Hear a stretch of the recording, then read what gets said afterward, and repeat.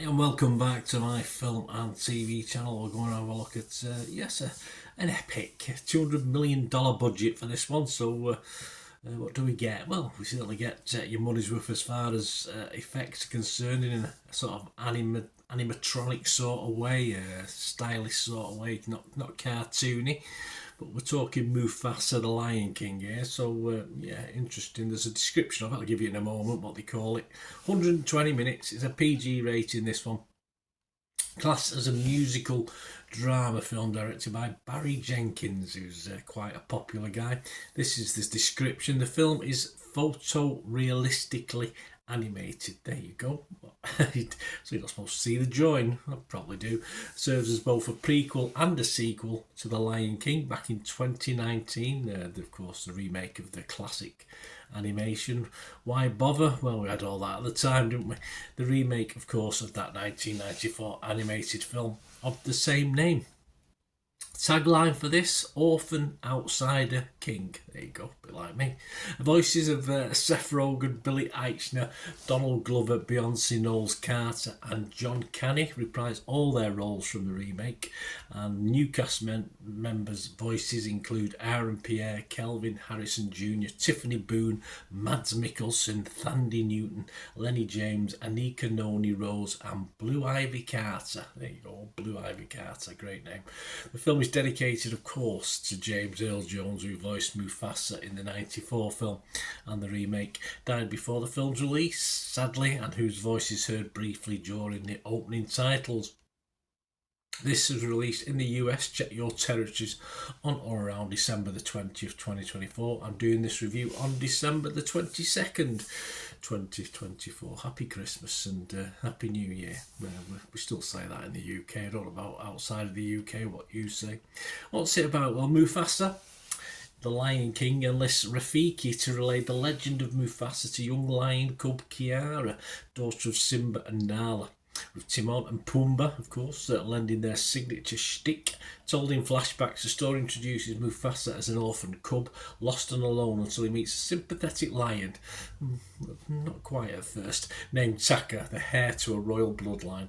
The chance meeting sets in motion an expansive journey of an extraordinary group of misfits searching for their destiny. Their bonds will be tested as they work together to evade a threatening and deadly foe. Yes, it's not the hyenas, spoiler alert.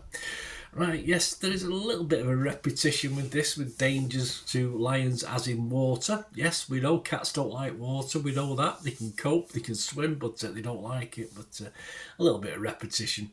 The songs, well, for me, on one listen, which I've only watched it the once, are fairly unmemorable. I don't think they'll be winning any awards for this bunch of songs in this. But hey, they might grow on you if you watch it more than once. I don't particularly think I'll be going back to watch it more than once.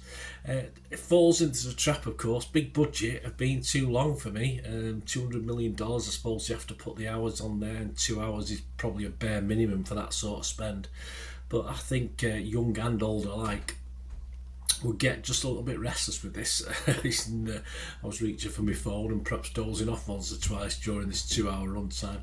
There's very little new. There's nothing excitingly new to the original or the update as far as style is concerned, and the way things are played out. You know, the dangers and the fights, etc. It's certainly watchable enough in parts, but for me, yeah, it's probably 30 minutes overly too long. It does make it feel harder work to watch, and the fun in there just is hard to find. Even of course, Timon and Pumbaa are not exactly a laugh a minute for the small length of time they actually feature in this. As origin stories go, it's okay. It's fine, but it's sort of missed a trick or two for me. It's nothing to put it out there as anything special, and not something I'll be revisiting, I'd imagine, anytime soon, if ever again. But it's okay. It is alright. I'm going to be fresh on it on Rotten Tomatoes. I'd have to be mixed though on Metacritic. But I will give it my watchable score because it's okay, but just isn't anything to blow you away, in my opinion. And the critics have a somewhat similar feel, but the public quite like it a lot more than I do, which I class myself as one of the public, really. But yeah, Rotten Tomatoes critics give it only 5.8 out of 10. 88 were fresh, but a big chunk of rotten. 66 were rotten on this. Consensus: Barry Jenkins' deft hand and Lin-Manuel Miranda's music go some way towards squaring the circle of life in Mufasa, but this fistfully soulful story is ill-served by its impersonal, photorealistic animation style. Yeah, it's okay. Metacritic give it 56 out of 100, 18 were positive, 28 mixed but 2 negative. Robert Daniels from IGN website give it 80. He said, Barry Jenkins' Mufasa is a strong and complicated effort that should charm kids when they're not falling asleep and getting restless. Plenty of popcorn and sweets, I think. The Moonlight director's involvement in the CGI-heavy Disney prequel caused serious film lovers to wring their hands, but the results speak for themselves. This is simply a lovely movie. Well, Kelechi Enulo from Total Film give it 60. He said it's no Hakuna Matata, it isn't, and that's for sure, and it's far from Jenkins' best work, but in any other hands a lot of Mufasa's intentions would have completely misfired. Thankfully there are some stellar vocal performances and VFX, but it could have been so much better. I agree, Kelechi. Dan Jolie from Empire Magazine give it 60. He said Barry Jenkins' verve only faintly shines through in an origin story that is mildly but not wildly entertaining. And Sam Adams from Slate Magazine just give it 40 and said Mufasa was almost inevitably destined to be Barry Jenkins' worst movie, and it is, but it's not a black mark on his record, just a blank space on the timeline.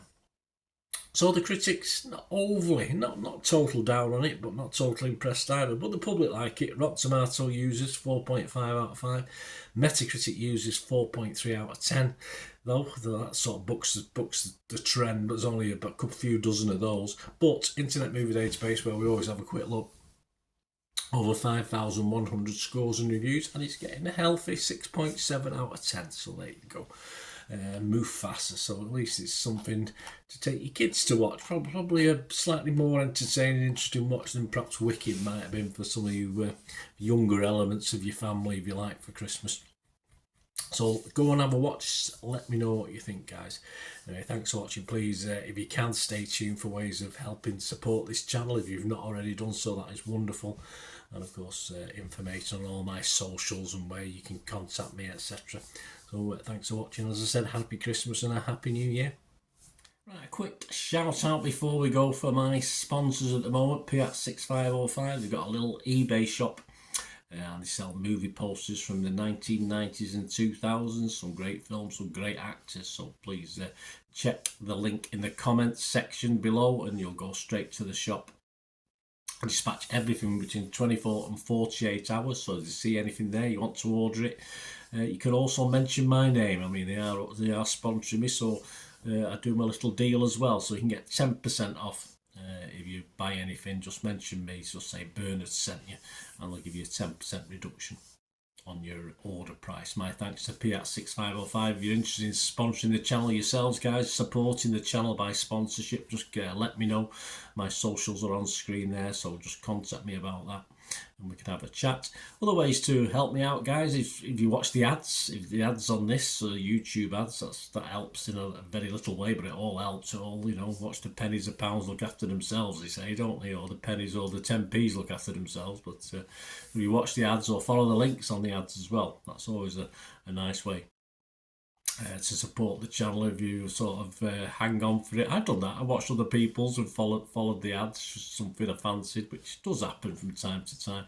Of course, you can support me by pushing that subscribe button as mentioned earlier, and that's of course pressing the button so you know when these vlogs are coming out. And of course, I'm always interested in your opinions, and of course, if you can give us a like, that'd be wonderful as well. So thanks for watching, guys. Hopefully I'll join you very, very soon with something else. Until we meet again, I'll never ask one thing, don't I? Please stay safe, everyone. Bye for now.